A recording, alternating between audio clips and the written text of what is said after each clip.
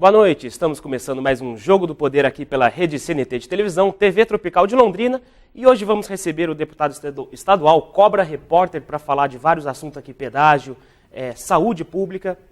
Cobra Repórter, estamos aqui com o deputado.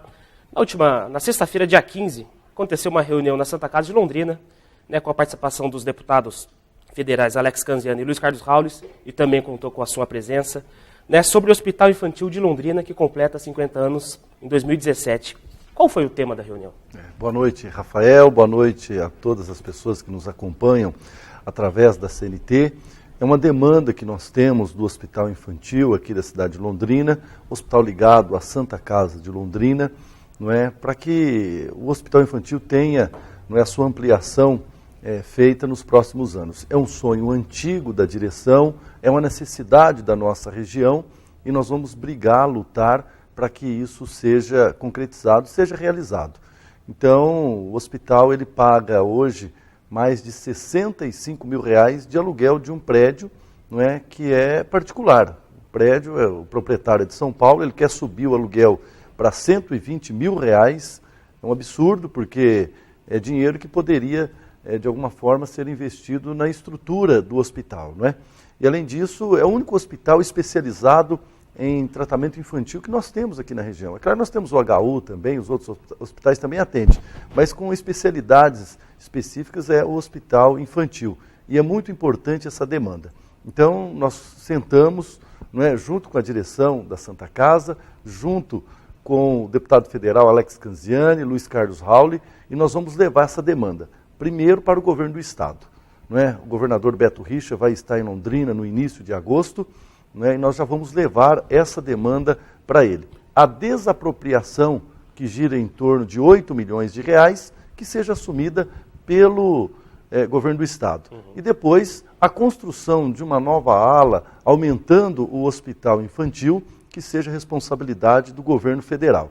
Então, unindo forças para que a gente possa ter um hospital muito melhor ainda e que possa atender muito mais pacientes. Ou seja, são 8 milhões para a desapropriação desse imóvel, e mais 8 milhões para construir alas novas, enfim, são cerca de 1.500 metros quadrados de construção para atender a demanda aqui da saúde de Londrina. Já há uma conversa com os dois poderes para que isso aconteça mesmo? Ou não? Sim, nós vamos levar um projeto já para os dois poderes, tanto para o governo do estado como para o ministro da Saúde, o Ricardo Barros, e eu não vejo dificuldade diante de uma demanda que é tão necessária para a nossa região. Nós sabemos que estamos vivendo um momento de crise, não é fácil, mas de uma demanda tão necessitada como essa, nós vamos lutar e exigir que seja feito o mais rápido possível, porque nós sabemos que é necessário. Continuando, falando em saúde, Londrina, essa crise também parece ter atingido aqui os cofres da Prefeitura de Londrina, e houve alguns cortes aqui na Prefeitura. Entre as medidas também é a redução do horário de atendimento do público, que passou a ser realizada das 12 horas às 18, a partir do dia 11 passado. Como é que o senhor analisa essa situação? A crise, infelizmente, ela atinge todos os setores, e a saúde não é diferente. Veja bem que aumenta o fluxo de pessoas sendo atendidas nos hospitais do SUS com o problema da crise. Eram aquelas pessoas que tinham dinheiro para pagar a consulta particular ou que tinham algum convênio médico e que hoje não tem mais. Eles cortaram muitas coisas, cortaram gastos, e aí quando ficam doentes ou coisas dessa natureza, eles têm que recorrer ao SUS, e aumenta o fluxo. As prefeituras estão com dificuldades em todos os sentidos, por conta do repasse do governo federal, que tem atrasado e tem diminuído, e isso acaba também recaindo sobre a saúde. É lamentável, porque a saúde, eu acho que seria o último nível de cortes de qualquer administrador, mas não há outra coisa, não há outra maneira. Infelizmente isso aconteceu com a Prefeitura de Londrina. O senhor, como deputado, tem percebido alguma diferença nesse repasse de recursos do governo interino, ou antes de acontecer esse processo de impeachment da Dilma? Deu para perceber um pouco dessa diferença ou não? O novo presidente da República, pelo menos o interino, o Michel Temer, ele tem se mostrado interessado em resolver os problemas que nós temos Brasil afora. No entanto, isso ainda não foi concretizado, até porque ele está provisoriamente no cargo até que se defina esse processo do impeachment.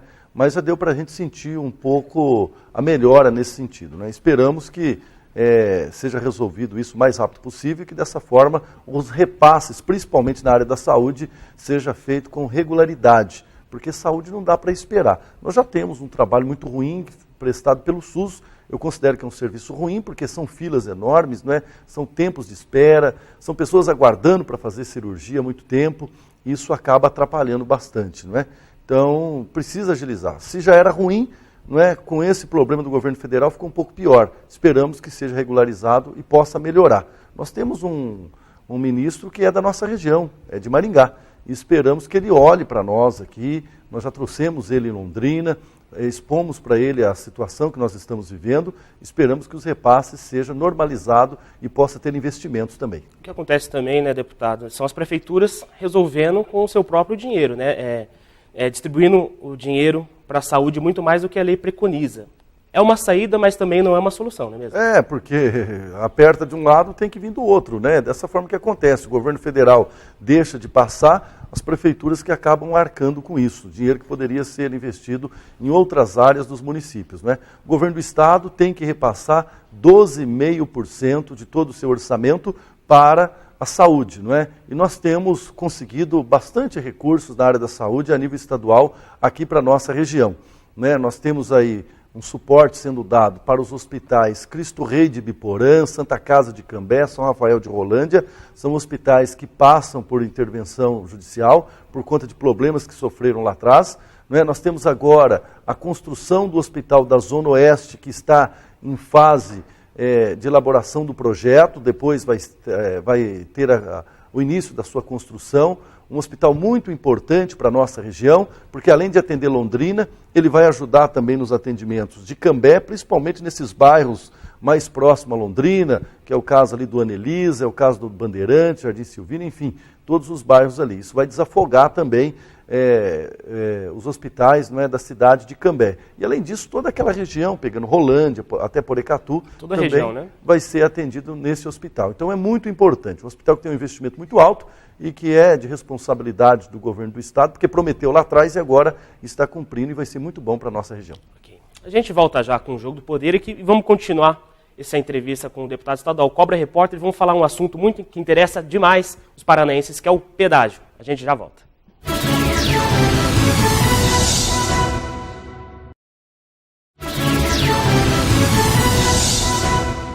Voltamos com o Jogo do Poder aqui pela rede CNT e hoje estamos recebendo o deputado estadual Cobra Repórter e vamos falar de um assunto aqui que interessa a todo o povo paranense, que é o pedágio. Deputado Cobra, o senhor também está participando da Frente Parlamentar contra a renovação do pedágio, né? É uma questão muito importante para o povo paranaense. Como é que tem sido essas audiências públicas que estão acontecendo, enfim, a adesão à população a esse assunto? Rafael, o problema do pedágio no estado do Paraná, ele se arrasta, não é, desde que se iniciou esse processo, não é? Lá no governo Jaime Lerner, nós tivemos protestos, muita coisa se falou a respeito do pedágio e praticamente nada foi resolvido. Por que que eu topei estar nessa briga agora? É assim, o pedágio vai vencer em 2021, sabe? Essa concessão que está aí, ela vence em 2021. E eles estão falando em renovar. Veja bem, por pouco que isso já não aconteceu, porque já teve autorização, inclusive, do governo federal para renovar essas concessões. E lá atrás a gente ouviu falar, ou o pedágio abaixa ou o pedágio acaba. Não aconteceu nenhum nem outro, pelo contrário, o pedágio aumentou.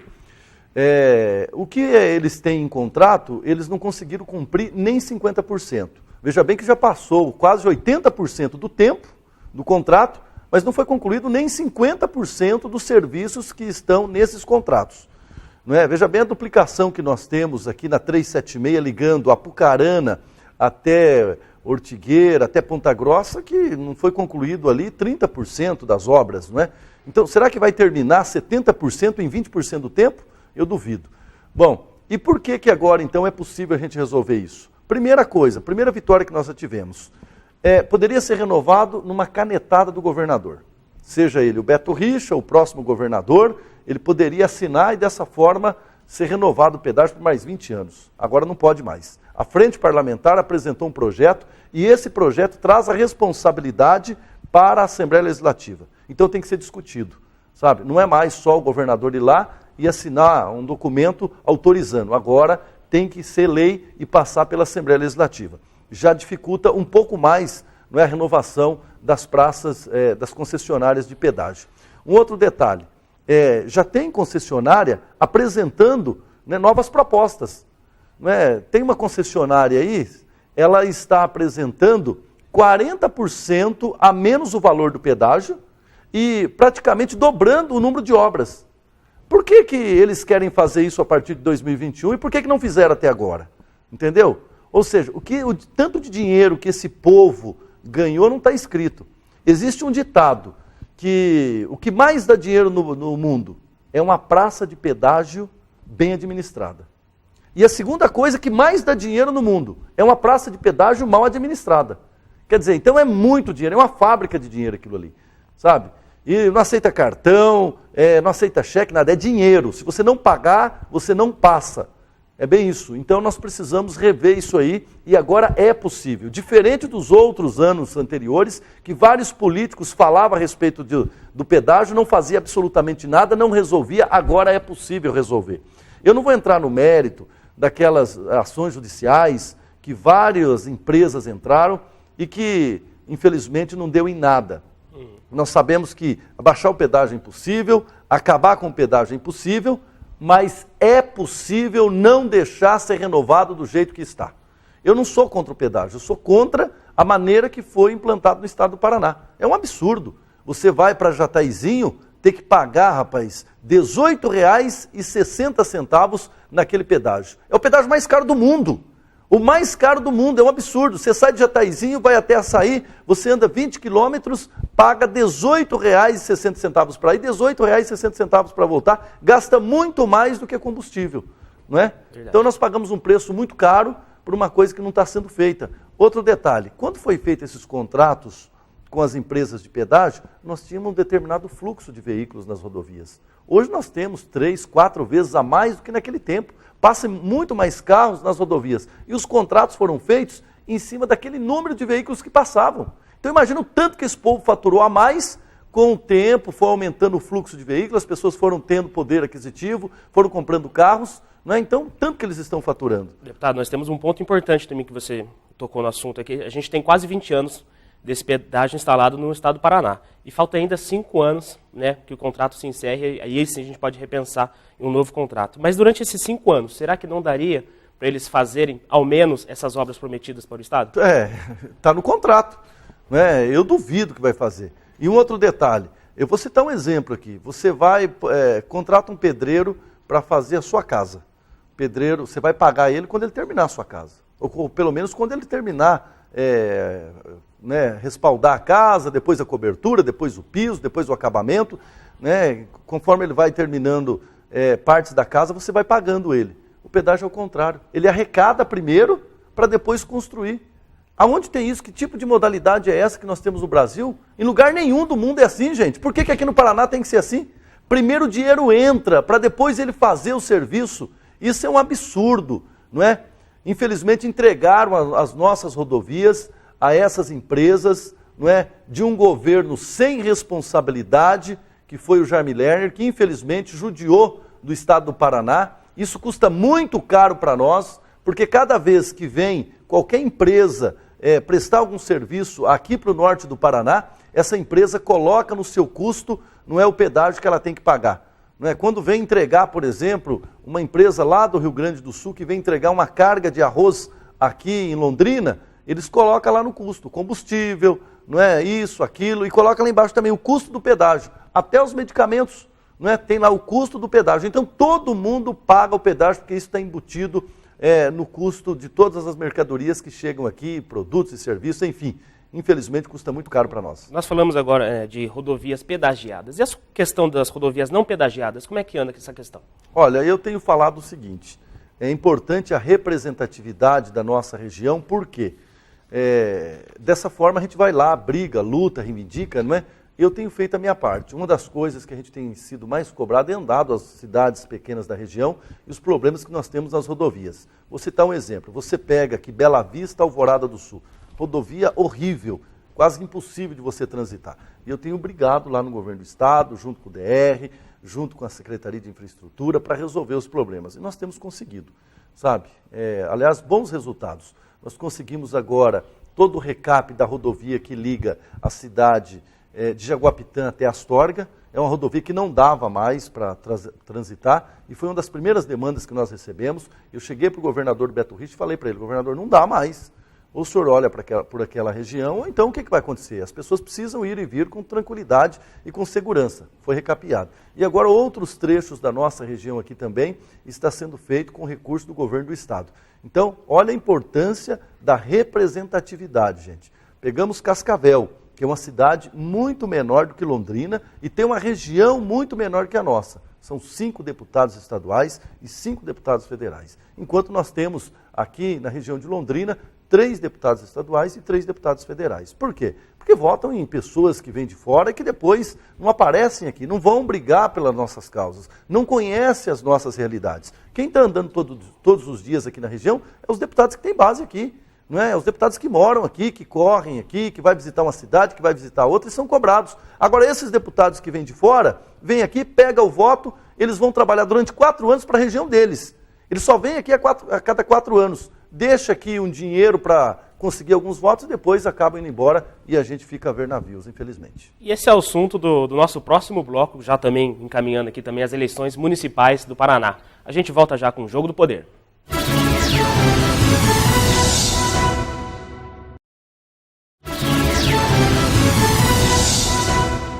Voltamos com o último bloco do Jogo do Poder e agora vamos com os destaques da semana direto de Brasília. O mercado financeiro melhorou as previsões para a economia neste ano. O boletim Focus, divulgado pelo Banco Central, mostra uma estimativa menor de queda do PIB. No levantamento feito pelo Banco Central, com mais de 100 instituições financeiras, os analistas reduziram de 3,5% para 3,25% a estimativa de queda da economia. Mesmo assim, será o segundo ano seguido de retração, resultado que não corre desde o início da série histórica do IBGE, em 1948. Para o ano que vem, a expectativa é de que a economia volte a crescer, mas ainda de forma modesta, apesar de uma leve melhora na previsão. Os analistas aumentaram a estimativa de alta, de 1% para 1,1%. Os partidos começaram a realizar as convenções para escolher os candidatos a prefeito e vereador. Neste ano, as eleições terão novas regras. Entre as mudanças está o financiamento de campanha, que não poderá mais ser feito por empresas, para evitar futuras trocas de favores. O tempo de propaganda do partido no rádio e na televisão foi reduzido de 45 para 35 dias. A campanha terá 2 blocos com 10 minutos cada, e os partidos terão direito a 70 minutos diários de inserções para serem distribuídos entre prefeitos e vereadores. As despesas de campanha também estão limitadas.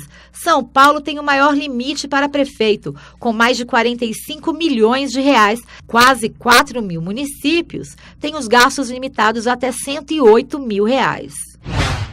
O governo prepara um projeto para a reforma trabalhista. Algumas propostas são polêmicas, como a regulamentação da terceirização no país. O anúncio foi feito pelo ministro do Trabalho, Ronaldo Nogueira. Entre as mudanças está a possibilidade de que os acordos coletivos entre trabalhadores e empresas sobre salários e jornada de trabalho se sobreponham à legislação. O ministro garantiu, no entanto, que direitos básicos serão preservados, como férias integrais e 13º salário. O governo também quer tornar permanente o Programa de Proteção ao Emprego, criado no ano passado para tentar evitar demissões nos setores mais afetados pela crise econômica. O programa, previsto para terminar em dezembro do ano que vem, permite que empresas reduzam a carga horária dos trabalhadores em até 30%, com redução equivalente nos salários. Voltamos aqui com a entrevista com o deputado estadual Cobra Repórter e vamos falar agora, o assunto é eleições municipais. Deputado Cobra, menos tempo e dinheiro para essas eleições municipais. Agora, com as decisões do STF, o limite de gastos aqui, pelo menos para candidatos de Londrina, para o prefeito é de 1,2 milhão. Para os vereadores é R$74 mil, ou seja, menos dinheiro colocados em campanha. O tempo de duração da campanha, de 90 dias para 45 dias. Nesse cenário político que nós vivemos hoje, como é que você avalia as eleições municipais com essas decisões do STF? Os recursos ainda que podem ser investidos na campanha, eu ainda acho muito. Não é? Eu acho que deveria diminuir muito mais esses valores aí. Não é? Imagine você que era muito pior. O tempo, não é, de campanha diminuiu de 90 para 45 dias. Existe a pré-campanha, não é, que você pode fazer reuniões, pode fazer visitas, não é, mas não pode falar que é candidato, não pode pedir voto, entre outras coisas. Eu acho que está melhorando a situação política, digamos assim. Pelo menos a tendência é essa. Mas as medidas que foram tomadas, no meu modo de ver, ainda não são suficientes. Precisam ser melhor avaliadas ainda. Um montante de dinheiro, R$1.200.000, um candidato a prefeito de Londrina está autorizado a gastar. É muito dinheiro, gente. O que é isso, não é? É muito dinheiro. Eu acho que menos da metade que isso, acho que com R$300 mil daria para fazer uma campanha, e aí a população ia saber, gente, exatamente na base da proposta, do diálogo, da conversa, da visita, não? E seria diferente do que a pessoa ir lá e ficar fazendo reuniões, fazendo churrasco, entre outras coisas, até que não pode, mas infelizmente acontece. Esperamos que melhore e que a população saiba avaliar realmente, não só em Londrina, como em toda a região, quem são os melhores candidatos para que ela possa votar e representar ela nos próximos 4 anos. Ou seja, menos dinheiro e mais sola de sapato. É bem isso, né? E é dessa forma que tem que ser. Eu acho que as pessoas têm que fazer, os candidatos têm que saber disso. Primeiro, fazer visita, não é, conversar com o eleitor, dialogar com o eleitor, saber das demandas que tem na região, é bem dessa forma. E o eleitor também tem que saber disso, porque, gente, tem um ditado antigo, do couro que sai a correia. Se o cara gasta muito, depois onde ele vai arrumar mais dinheiro? Não é? Por que ele gasta muito? Então, tem que ser dessa forma, as pessoas têm que ter noção disso.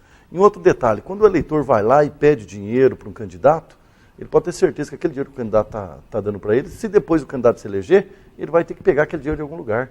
Então não é dessa forma, não é? Nós precisamos ter essa consciência e saber que o político foi eleito para representar a gente, para lutar pelas pessoas, não é? E para trazer os serviços essenciais que a comunidade precisa. Não em favor de uma pessoa com recurso ou coisa dessa natureza. Falando em consciência, né, além desse tempo reduzido, há uma descrença muito grande nos políticos. Né? A gente tem a Operação Lava Jato, crise na Câmara, enfim, né, impeachment, essa questão toda, governo interino, enfim.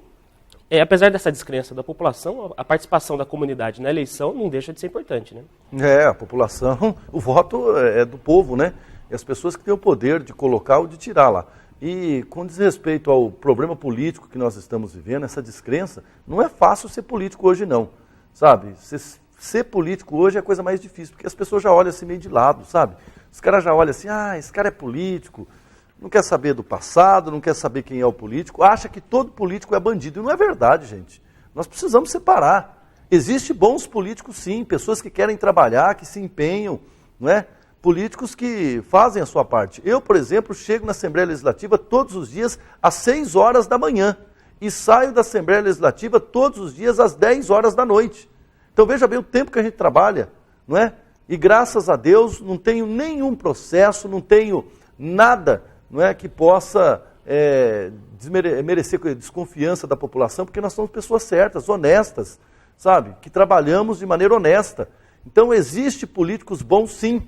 Não é? Assim como tem também em outras classes, não é, de trabalhadores, pessoas que são boas e pessoas que são ruins. Não tem o bom motorista, não tem o motorista que às vezes acaba não sendo bom, é bandido. E assim todas as classes, na política não é diferente.